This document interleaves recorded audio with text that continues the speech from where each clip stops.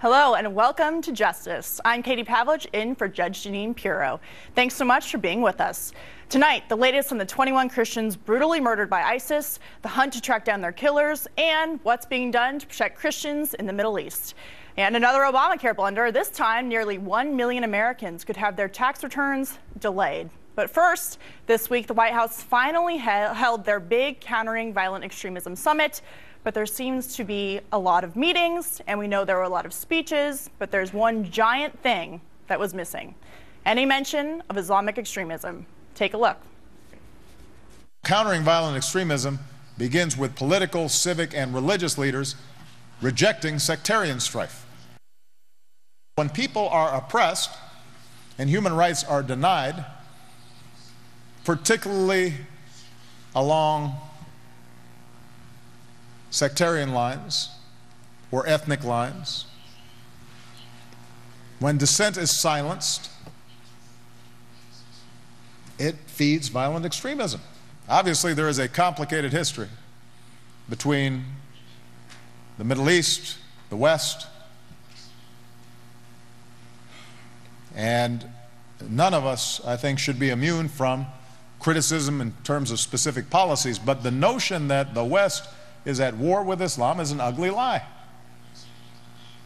And all of us, regardless of our faith, have a responsibility to reject it. So if we're serious about countering violent extremism, we have to get serious about confronting these economic grievances.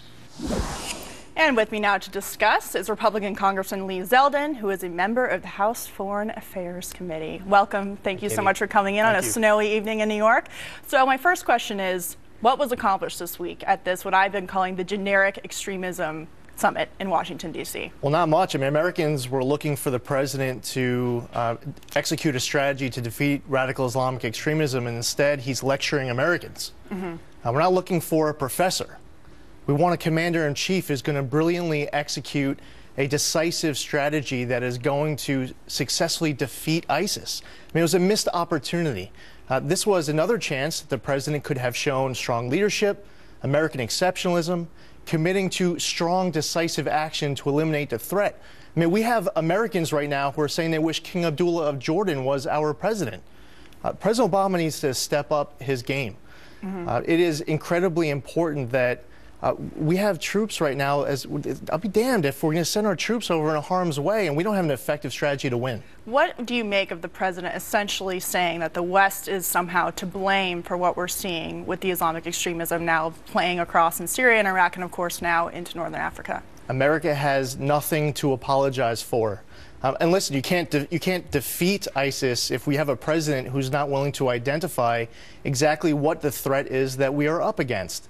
There's nothing to apologize for. Now is the time for him to articulate to Americans, showing leadership, showing the rest of the world, standing up with our allies to defeat an element that, if it continues to grow, I mean, December 7th, 1941 was a motivational moment in time that resulted us engaging in World War II. We do not have to wait for another moment in infamy before we decide to engage to identify radical Islamic extremism and to defeat it forcefully. So clearly you think, and a lot of Americans think, based on polling, that the president isn't doing everything he can to keep Americans safe here at home. What do you think should have been addressed during the summit that wasn't, and how are we supposed to move forward, especially in Congress, with this issue? I mean, the president should be talking less about poverty and talk more about his strategy that's going to result in a sleeping ISIS member being on the receiving end of a surefire, having one of those little red dots from one of those Navy SEAL rifles in the middle of the night.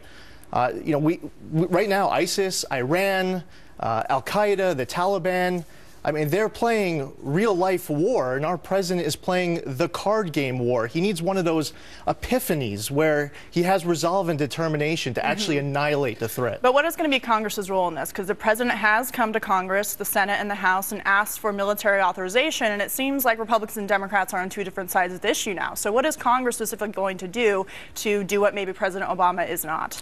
I'm happy that the president came to Congress asking for the authorization for the use of force. We have some important questions that not only us but our constituents are interested in knowing. How many troops? What are their skill sets? Who is in charge? Is that person in charge going to be given the flexibility and resources they need to accomplish the mission? In the authorization, it says the president should be able to do everything that's necessary and appropriate. What is necessary and appropriate to this president? We want to know a strategy because we don't want to send our troops overseas if they're not going to win. Well, certainly the American people also want both the president and Congress to come up with a solution to this problem, which is growing by the day. Congressman, thank you so much for being here today. And growing outrage tonight after a CENTCOM official publicly released specific details of future war plans against ISIS. Senator John McCain, chairman of the Senate Armed Forces Services Committee, tweeted out today, quote, "Now we tell them the enemy when, where, and with what forces we will attack them." Unbelievable. Retired U.S. Army Lieutenant Colonel Tony Shaffer joins me now. Colonel Shaffer, what is your reaction to this? This is Keystone Cops level mistakes. I mean, you don't, I don't remember Winston Churchill calling Adolf Hitler saying, "Hey, that Atlantic Wall, we're about to breach it. You better get ready." This is bad on all levels. We have to focus, Katie, on how to go about stating intentions. That's great. We want to do certain things in the war. You don't say we're coming from with 25,000 troops within this time frame and we want to be done by Ramadan. It's totally insane. It gives the enemy total ability to get there ahead of you. Right now we're seeing along Route Tampa, the main resupply line between Kuwait and Baghdad, IEDs that we've never seen before. These guys are already ahead of us, plus the forces we're trying to train, the Iraqi regulars, are not going to be ready. You have on a daily basis the Sunni and Shia elements of those military fighting each other. We're being referees. So we're not going to be ready for prime time in 6 weeks, and it's insane now we're saying this in such a way that will almost ensure failure. Now, Colonel, my question now is that now that these plans have been published, we're looking at doing something. But taking back Mosul is not a small defeat. It's a huge city. What is it going to take to actually get that job done? Well, it's going to take essentially three parts, a three-part plan. First, you have to essentially isolate the city to make sure ISIS can't get resupplied. Secondly, you have to then take special operations forces, start determining specific targets inside to make sure that we hit the right things, don't hit civilians. And third, you have to use a decisive military force that's cohesive, that's trained in urban warfare. Our best troops, it takes a long time, Katie, to put together an urban warfare unit. The Marines have done this. They had to take several cities a couple different times. I don't think we're going to be able to do this with the Iraqis. I'm not saying we shouldn't take an Arab force and do it, but I'm saying it's going to take a lot more than 6 weeks to get them ready to go for this. And now switching gears to North Africa, there is a report out now showing that ISIS plans to invade Europe through North Africa, and I stress the word invade to the viewers because we're not talking about sending a couple fighters in here and there. They're talking about a full-scale invasion. How realistic is that, and is ISIS really at the point where they can pull something like that off? No, but if we don't stop them now, they're moving in that direction. Three things are going to have to be available to them. First, they have to have a nation-state level infrastructure to do this. They have to have logistics, they have command and control. They have to be able to sustain their forces, train them, and project them. Projection is a tricky thing. The Chinese really can't even do force projection yet, that they're a huge country. But what I'm saying, Katie, is that you have to be concerned by the fact that we've done nothing to deter them so far. President al-Sisi has been using the Egyptian military very effectively to go in there. We need to really back up al-Sisi. The London Center for Policy Research I belong to has a policy recommendation regarding this region to include al-Sisi, to include Iraq, which actually allows for, as the Congressman was talking about, a real strategy to be put forth to go after this. The ISIS folks in Libya have to be defeated. They have to be taken seriously. Can they invade the Pope and the Italians yet? No. But they're on the path, and unless we do something now, within a few years, they'll have that capability. And we do have some actually a comment from the Egyptian ambassador who said similar things to the Egyptian president. Let's take a listen to that real quickly. Sure. We are determined to confront these people. We are not going to allow them to take control over our region. Egypt considers itself to be the bulwark against these extremists, and we take our role seriously. But now, these 21 people, these 21 Egyptians who were slaughtered in Libya, that should be a wake-up call to us all. The international community needs to show resolve, and that has to happen today, not in 6 months' time. Colonel, is it going to be a wake-up call, or are we going to see them progress more as we move forward? He is absolutely correct. Let me be clear. The Egyptians can prevent Libya from falling further into chaos. We need to get behind them. Just like the Kurds need to be the ones we partner with to go into Mosul. We have allies, Katie. It's just the president doesn't like the allies we have. He wants to kind of swag off and do something else. So it's time you let the generals do their job to plan real military operations with our partners in the region, rather than having this policy of wishful thinking, which was on in full display in this so-called White House meeting to prevent Islamic extremism. It's totally insane. Absolutely. Well, Colonel Schaefer, thank you so much for your time tonight. Sure. I really appreciate it. Thank you. Thank you, Kate. And now new questions surrounding 3 schoolgirls from the UK who boarded a flight to Turkey in what's believed to be a common flight path towards ISIS in Syria. These images are from Gatwick Airport, just outside London. The girls, 2 of whom are 15, the other 16, all attend the same school in East London. But apparently, no one at the airport questioned why the 3 young girls were traveling without any adult supervision to Turkey and possibly Syria. And earlier today, the parents of these young girls sent out pleas on social media for them to come home, and Prime Minister David Cameron also voiced his concern. Well, it is deeply concerning, and obviously our authorities will do everything we can to help these girls, but it does make a broader point, which is the fight against Islamist extremist terror is not just one that we can wage by the police and border control. It needs every school, every university, every college, every community to recognize they have a role to play. We all have a role to play in stopping people from having their minds poisoned by this appalling death cult.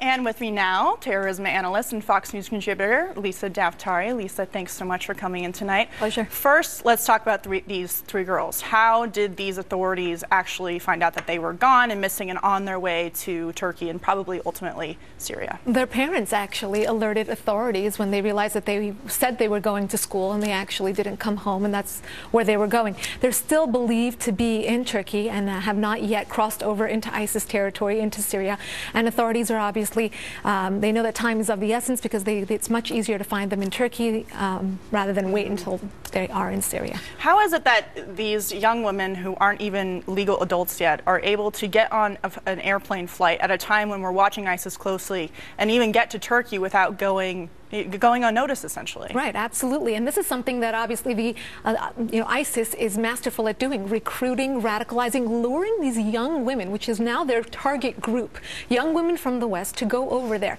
to become ISIS brides, to become ISIS girlfriends, to either be sold for a profit or to actually become part of this growing caliphate. They want ISIS wives, husbands, babies, families. They want to grow the caliphate. I have seen that there are at least 50 women from the UK who have gone to be wives of ISIS fighters. I've also seen that 1 in 6 the recruits that ISIS is taking are women. I mean, this is a huge number, but what is the actual reality for these women once they get over? Because as you said, ISIS puts up this really appealing way of living in Syria, but in reality, it's much different. Right, so they promise this Islamic utopia. They go over there and they realize Sharia law reality. And what happens is it's very difficult once they are there to come back because they're an asset for ISIS.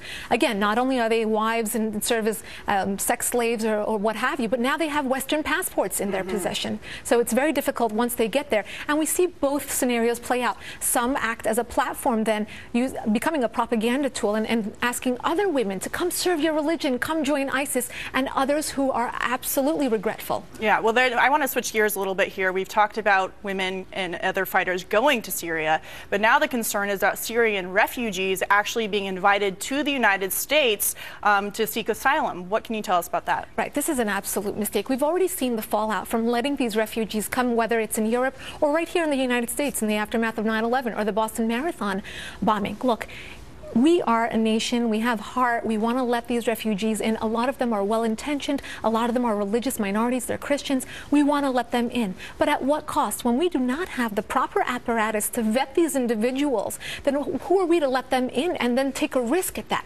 The irony in all of this is that the reason this administration did not get involved in the Syrian civil war is that we said we could not figure out who the good guys and the bad guys were. Now, are we going to take a chance and let those bad guys in with the good guys here in this country? Well, what is that? That's my question, is what is the vetting process that they actually have set up? I know that there's been a lot of criticism of the amount of students we've let in from Saudi Arabia because they overstay their visas, and there's thousands of students now lost in the system who we haven't followed up on. And now we're seeing this refugee crisis, which is 4 million people, and it doesn't seem like they can even handle that large of a number, unfortunately. No, we cannot, and we don't have the apparatus on the ground in Syria in terms of getting intel. Again, remember the red line and how we drew it and how we couldn't get involved because we just did not have the proper intel. And again, we've already seen the fallout from letting these types of individuals in. We have to take a step back and say, as much as we want to be the nation that provides haven for these unfortunate cases, at the same time, we prioritize national security. And that's the bottom line. Absolutely. National security for the United States comes first. Lisa, thank you so much for your time. My pleasure. I really appreciate it. And coming up, the latest on the 21 Coptic Christians brutally murdered by ISIS. What's being done to bring their killers to justice? And tell us what you think on Facebook and Twitter at Judge Jeanine #JusticeOnFox.